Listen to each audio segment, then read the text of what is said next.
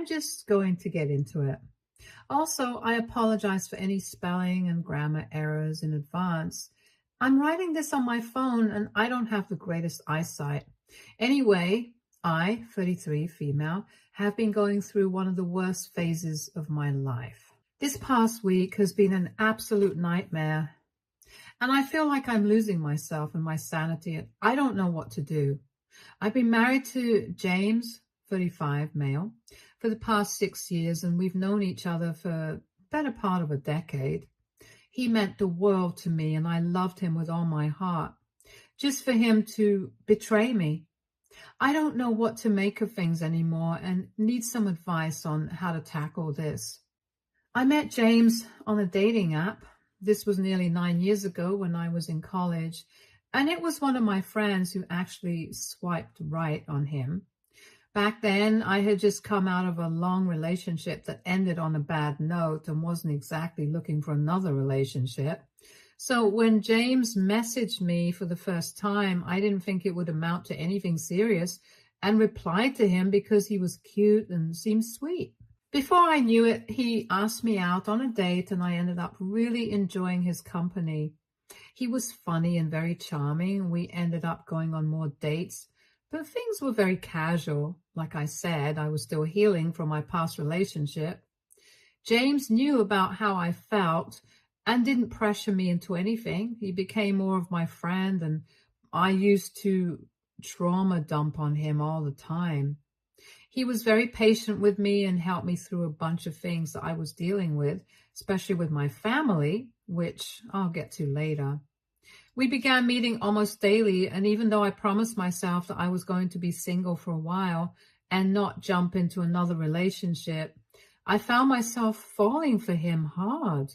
It was unexpected, even for me, but his charm and patience won me over, and within a few months I knew I liked him more than friends. I knew that he liked me too, but he also knew that I wasn't interested in a relationship, so he never asked me out. About a year into our friendship, we were definitely falling for each other. He made me so happy and loved, and I finally felt secure enough to ask him out, and we got together officially, much to my parents' annoyance. So coming to my family, my dad at the time was a businessman and owned shares in many companies, including managing the family business, which he had inherited from my grandparents. We were pretty wealthy, and I must admit I grew up in a very comfortable way. It wasn't like my parents spoiled me or anything. However, there was never a point in my childhood where I was deprived of anything that I needed. My dad wanted me to marry an educated, rich man who could handle the family business. James had lost both his parents and didn't have anyone except his younger brother and his grandma. He didn't have a college education and was at the time working as a waiter, barely making any money. I didn't mind any of that because I loved James. He was my best friend and treated me better than any man had before. Saying that my father wasn't happy with my relationship would be an understatement. I knew that he wasn't going to approve of James because he had a very specific mindset about what he wanted in a son-in-law, and James didn't fit into any of it. When our relationship started getting serious, my dad started openly berating him, saying that he wasn't good enough for me because he was poor and didn't have a job while I was working and had a well-paying job. He said that James wasn't going to be able to keep up with my lifestyle and that I was going to regret it later. But we stayed together despite his warnings. When James and I got engaged, my father was furious. He said he couldn't stop me from getting married because I was too stubborn, but he practically pleaded with me to make James sign a prenup. I must admit this wasn't even on my mind, but my father said that many people would do anything for money, and a prenup was a safety net. I honestly found it insulting that he thought that what James and I had wasn't true and that he was only in on it for the money. This resulted in a huge argument with my dad. It went to the extent where he threatened to cut me out of the will if I didn't get a prenup. I spoke with James and told him that it didn't matter what my dad said. We loved each other, and I knew that it was true. James said that he too felt insulted that my dad would even bring this up. When I told him my dad was planning to cut me out of the will and out of his life, he told me that he didn't mind signing a prenup if it meant that my parents and I could be together. At the time, I thought that he was being so selfless. I agreed to get a prenup, and it was James who showed me a few ways to get it done. In brief, you can get a prenup which will ensure your assets are protected in case of a divorce, but there are also specific prenuptial agreements that allow you to protect and separate your assets for a specific period before merging them. After the time has elapsed, the prenup is dissolved. This time could range from 8 or 15 years or even longer after marriage. This ensures that your partner is in it for the right reasons. We decided to get a prenup for 8 years, after which it would get dissolved and we would share assets. This seemed to put all of us at peace, as it was a solution to everything. We got married after nearly 4 years of dating. My dad wasn't very pleased, but he finally had to accept it. James moved into my apartment, and for almost a year, I paid for the rent and all the amenities as well as all the bills. I didn't mind doing that because I knew James couldn't afford it, and I didn't want to embarrass him by asking for money, especially when I was earning pretty well and could afford to manage things by myself. James continued to be just as amazing as before, always patient and understanding. He still worked at the restaurant, and I was the one who ended up paying for all our dates, which I also didn't mind. I loved giving him things because I knew that he had had a tough life and didn't have much growing up. After about 2 years of our marriage, I thought that he would get a hold of himself and try getting a better job, or at least do a few online courses to get some more skills. He, on the other hand, seemed to have lost interest in bettering himself. At one point, he quit his job and the restaurant. I didn't want to put any pressure on him, but at the same time, it was getting difficult for me to manage things by myself. It wasn't like he helped out with any of the housework. He'd lounge around all day or stay out and not even cook me a meal. I just assumed that he was feeling demotivated, and after discussing this with him, we decided to sign him up for an online finance diploma so that he'd get some experience. I also felt like it was time we started trying for a baby. I loved kids, and I had always wanted to be a mother. I was an only child, so I wanted more than ever to have a big, happy family. And I felt like we were at a good place to get started on it. I also felt that having a baby on the way would help motivate James to work harder. We tried for ages, but I wasn't able to conceive. When we got it checked out, I was informed that I had endometriosis and a blocked fallopian tube, which explained why I had such painful periods all my life. This diagnosis also made conceiving and pregnancy much harder. This was horrible news, and I took it very badly. I felt like I was useless because I couldn't do this one thing. I did tons of research, took various pills, put myself on a strict exercise regimen, and basically abused my body to increase the chances of pregnancy, but nothing I did worked. I slowly began to lose hope. We had been trying to conceive for a year now with no results. James supported me through everything. He came with me to all the appointments and was always there for me, even when I was at my worst. He told me that he wanted to be a dad, but he didn't want me to ruin my health just for a baby. Now I felt even worse knowing how badly he wanted a kid. After a while, I began to give up on it. I told myself that I was not going to put my body through this torture, and if I was going to get pregnant, it was going to happen naturally, and I was not going to pressure myself. Barely 3 months later, I got the best news of my life. I was pregnant. I couldn't believe it. James was ecstatic, and so was my family, and this was going to be the first grandbaby for both families. I immediately started preparing for the baby. We bought clothes, a crib, toys, and we even began setting up the nursery. Our happiness was short-lived. when I was around 5 months, I lost the baby.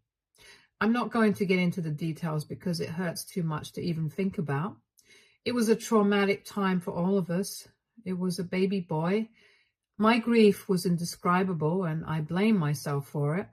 The idea of being a mom, even for a short time, made me so happy, and now it was ripped away from me.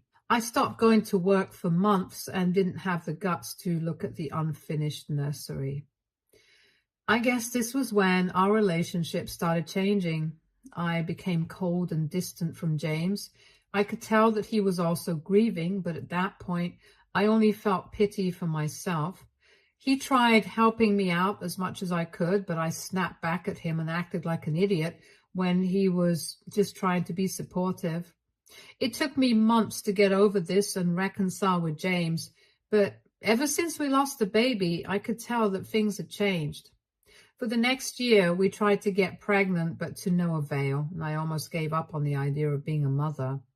This was when James suggested adoption. I had given adoption a lot of thought, millions of kids needing loving parents and a home, and we could provide that to them. We had more than enough, and we wanted nothing more than to be parents. We started our adoption journey, and it was a long road. After months, we got matched with a birth mom who was expecting twins. We got in touch with her, and she liked us immediately. I couldn't help but get optimistic. We were having twins.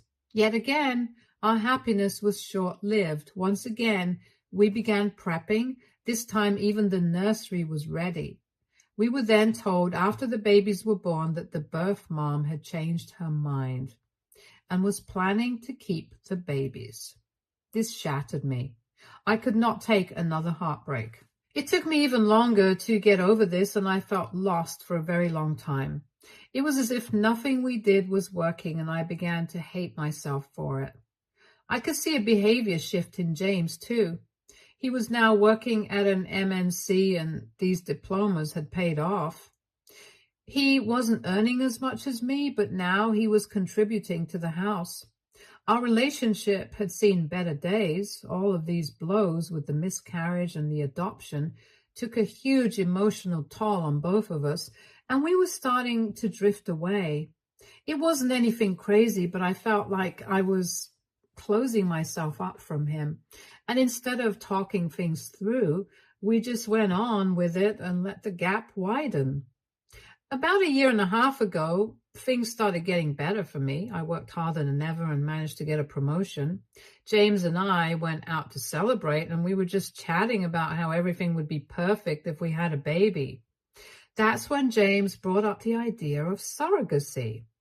I had considered this option while we were trying, but now that I had been through so much loss, the thought of trying again for a baby was just way too taxing. Surrogacy did sound promising, but I didn't want to get my hopes up just for them to be crushed again. James seemed excited, and I didn't want to break his heart.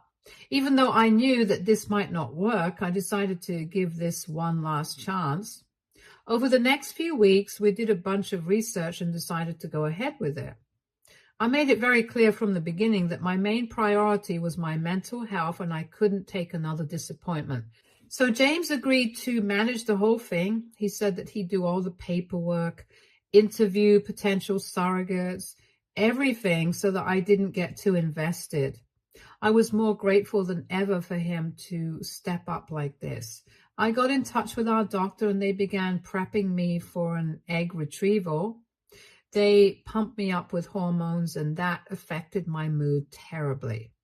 After my eggs were retrieved, they were fertilized with James's sperm using IVF, and after a lot of prayers, we found out that we had one viable embryo, our rainbow baby. Despite this, I tried not to get my hopes up. We also managed to find a suitable surrogate. Her name was Emily. She was 24 and was willing to carry our baby. I didn't get involved when it came to choosing a surrogate. James told me that he would handle everything because I was too emotionally exhausted. I liked Emily from the minute I saw her. James showed me all her paperwork. She didn't smoke or drink. Her medical exam was good and the doctor approved her. She told me that she was doing this because her mom was ill and she needed the extra money for her treatment. She was working overtime and staying at a hostel to pay the bills, while her sister looked after her mom. Her story touched my heart, and I vowed to help out as much as possible since she was giving me the greatest gift. We moved on to the embryo transfer, and after, we'd usually expect a positive pregnancy test after 15 days, but we weren't getting it. My heart dropped and I prayed more than ever. The doctor told us to wait a few more weeks before confirming everything.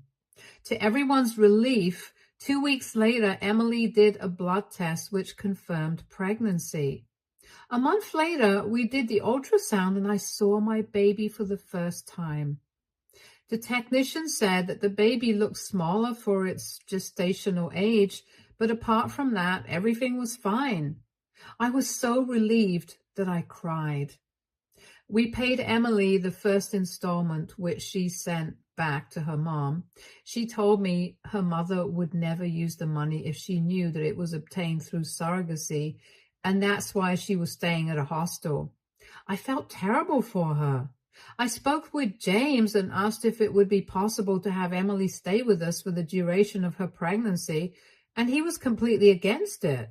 He said that it was better if we didn't get too involved and attached, but after a lot of persuasion, he finally agreed. That way, we could ensure that she ate healthy and didn't have to worry about rent. Plus, we'd always be close by in case of an emergency. Emily began staying with us and she became a friend to me. I was so grateful for what she was doing for me that I tried to show my appreciation to her in any way I could. I even gave her money every month for her mom's treatment in addition to her normal fee. I went to all the doctor's appointments and made sure that she was eating healthy and staying fit. I started noticing that James and Emily usually behaved very awkwardly around each other. They barely interacted with each other. I'd sometimes catch them having a conversation quietly, but stopped as soon as I entered the room. James stopped being affectionate to me when she was around as well.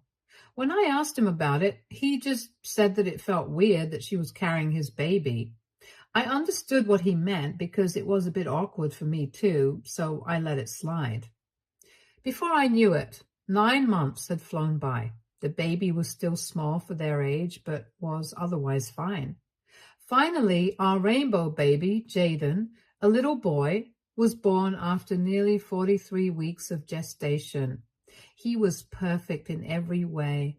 The first time I got to hold him, I finally felt like everything was worth it just to have him in my arms. I was forever indebted to Emily. We took him back home and we started settling into parenthood. It was everything I dreamed of. I didn't even mind the sleepless nights. James was working overtime while I looked after the baby. He had gotten a promotion and was very busy on most days. He'd sometimes even get work calls in the middle of the night and come home super late. I began getting annoyed because he was barely spending time with the baby and I wanted them to bond, but he kept making excuses. Around 4 months later, I had to go to work to handle an important client. I hated leaving Jaden, but they had specially requested to meet me just for a few hours. I requested James to be with our son that day because I didn't want him to be with a stranger, and he agreed. I finished up with work faster than usual and rushed home to be with Jaden. To my shock, I saw that Jaden was crying in his crib and James was nowhere to be seen. I rushed to our bedroom only to find it locked.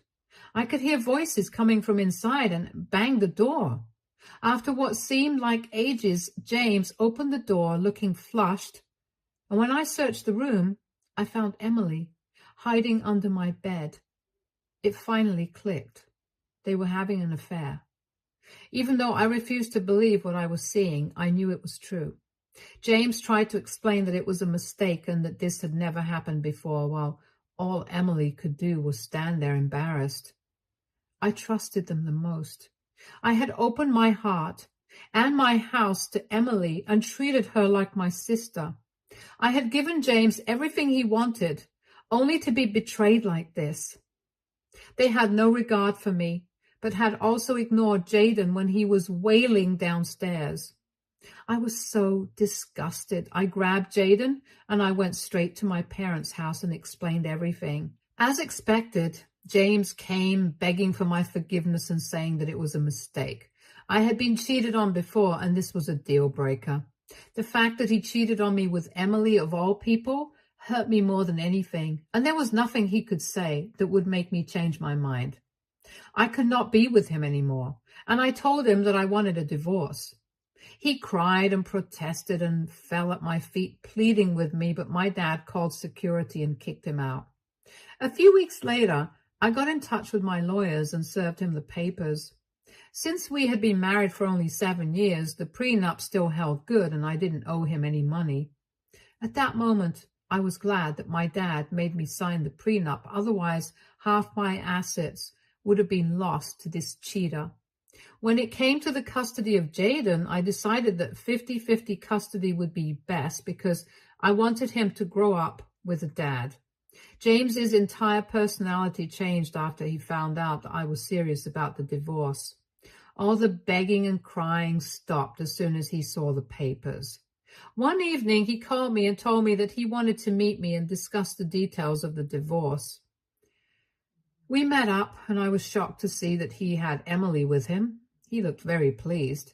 He handed me a document containing his terms for the divorce, and my jaw dropped to see that he wanted full custody of Jaden because he claimed that I wasn't mentally sound to take care of him and that I suffered from frequent bouts of depression and BPD. He requested $15,000 in monthly child support and that the baby would be entitled to all the money I would receive from my dad through his will. I immediately rejected this. There was no way James was going to get full custody of Jaden. He said this was all a part of his master plan. Him and Emily had been together for 2 years. He chose her to have the baby so that when he eventually left me after 8 years of marriage, when our prenup expired, he could be with her and our son and take half my money with him. Unfortunately, I had caught him cheating and the prenup was still valid because he claimed that I was mentally unsound. He wanted full custody of Jaden, and since I was richer than him, I owed him that crazy sum in child support. I couldn't believe that he could be so devious. The fact that he had been planning all this for years and I had no idea. It hurt to know that Emily was in on this, especially after everything I did for her. Remember her sick mom? All lies. She was just taking my hard-earned money and spending it on herself and James. They took advantage of my naivety just for money. But there was no way I was going to let them take away my son. I asked James if I meant nothing to him. My heart broke when he said that he initially did love me, but after we lost the baby, he lost interest and was only planning on being with me till the prenup expired. This hit me like a pile of rocks. I told my lawyers everything and they agreed that the child support he was asking for was insane. They said that they would do everything to ensure that I had custody of my child. My lawyers also advised me to get a maternity test. I found this absurd because there was no way that Jaden wasn't mine, but they just wanted to make sure. I did the test even though I found it ridiculous. The results made me collapse. It came back saying that I was not Jaden's biological mother.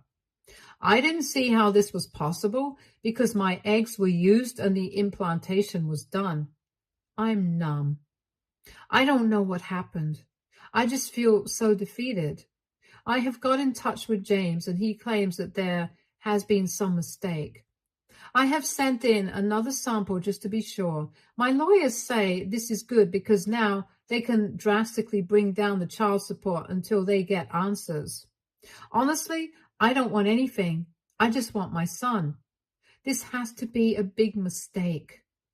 The results are due any time, and I've made James and Emily do tests as well. This has to be an elaborate prank, right? I don't know what to do. What do I do? Update 1. Hi, just got back the tests. It is confirmed that I am not Jaden's bio mom. James is his bio dad and Emily is his bio mom. I just got the news yesterday and I have a lot to tell you, but I just can't bring myself to write it down because then it just feels too real. My thoughts are all over the place and I feel like crying all the time. I just thought I'd let you all know since so many of you wanted an update. Hopefully I'll be able to share the full story when I don't feel like garbage. Update 2. Hello. Firstly, I wanted to apologize for that previous update. I was all over the place and at the lowest I've ever been in my life. Many of you wanted an explanation of what exactly happened, and I'm sorry to have kept you waiting. Now that it's been a couple of months, I finally feel like I can write things down. So yeah, James came clean about everything. He said that it was always his plan to have a kid with me so that he could get child support. They did do the IVF using our embryo, but apparently that didn't result in a pregnancy. James knew that I was not going to try for another baby if this failed, and this was his only option. Once he and Emily found out that the IVF failed, they tried to have a baby naturally, and it worked almost immediately since Emily was pumped up with all the fertility drugs. Remember when I said that we got a negative pregnancy test and later was told that Jaden was small for his gestational age? That's because it was not my embryo. That is also why Jaden was almost 4 weeks overdue. It all made sense now. My lawyers also went through all the paperwork that Emily showed me regarding the surrogacy, the background check, etc. Everything was fake. James got them made so that he could convince me and the doctors that she was a credible candidate. I even showed them all the transactions that I made to Emily for her mother's treatment. They confirmed that Emily's mother was alive and well, and that she had spent the money on buying a new car and, well, as other material things. My lawyers have started making a pretty solid case against them, and there is no way that they are going to get custody of Jaden, even though he is biologically their son. In other news, Emily has separated from James and claims that she had no idea about his master plan, and that had taken advantage of her by promising her that he was going to marry her and give her money. She said she was emotionally manipulated and made to undergo the surrogacy under pressure from James, even though she didn't want to. She also claims that he was the one who faked all the documents and told her to lie about her mom to get more. She said that once the IVF failed, she was again manipulated into having a baby with James so that their plan wouldn't fail and they would still get child support after the divorce. She now says that she wants nothing to do with James or Jaden and just wants a peaceful life. I don't know how much of what she is saying is true, but for now, it looks like she's playing the victim card. For all I know, she could be very well telling the truth because James manipulated me too, and I had no idea until very recently. James claims that she was in on it the whole time, but all the evidence points towards him. As for me, it took me a long time to accept that Jaden was not mine. I was also scared that I was going to lose him to his bio parents because of this. Now that Emily doesn't want custody and James might be a felon, his custody directly falls to me. I'm not sure about the legal aspect, and we have a divorce hearing next week, so I'll keep you posted. Update 3. Hey guys, just wanted to clear things up. Surrogacy is legal in my country. We have very specific guidelines and rules where we have to adhere to. That's why it takes ages to get matched with a surrogate, and they had to have all the paperwork to back them up. So no, surrogacy itself is not illegal here, but forcing a woman to be a surrogate against their wishes, as well as faking all of these documents, is a crime. Emily also claims that he forced her to have the baby even though she didn't want to. Considering all of this, the court sentenced James to 8 years in prison for his crimes. He pleaded innocent to everything, and the trial lasted for almost 3 months. He only pleaded guilty after they said that they would reduce his sentence from 12 years to only 8 if he confessed. I never thought that any of this would happen. Never in my wildest dreams. I didn't know that I was married to such a vile, disgusting human, and I feel like he needs to serve more time. Our divorce was finalized a month ago. All of James's plans to get custody backfired on him. He is never going to get custody of Jaden. And since Emily wants nothing to do with him, I get full custody of Jaden. Yes, I am not his biological mother, but my name is on his birth certificate. I was the first one to hold him and to love him. I have loved him since before he was born. It doesn't matter what anyone says. Jaden is my son. He was always my son. When the judge handed over custody to me, I cried with joy. I thought I was going to lose him forever, but I am so grateful to have him. Update 4. Hey, wow, it's been ages. I thought I'd just pop in to say hi and give a small update. Jaden and I are doing great. He turned 1 a few months back and we had a blast celebrating his birthday. Motherhood has been the best thing. Yes, we got off to a terrible start, but I've promised myself to make sure the rest of Jaden's childhood is going to be amazing. I'm going to work hard to make sure he is loved. James is in jail and I haven't heard from Emily since everything got finalized. I'm trying to make the most of the situation and move on. I know that time heals everything, even though it feels so real now. I am so happy I have Jaden, and that's all that matters. Life feels surreal, but we have to keep moving forward and hope for better days. Stay tuned for more stories from our girl relationships.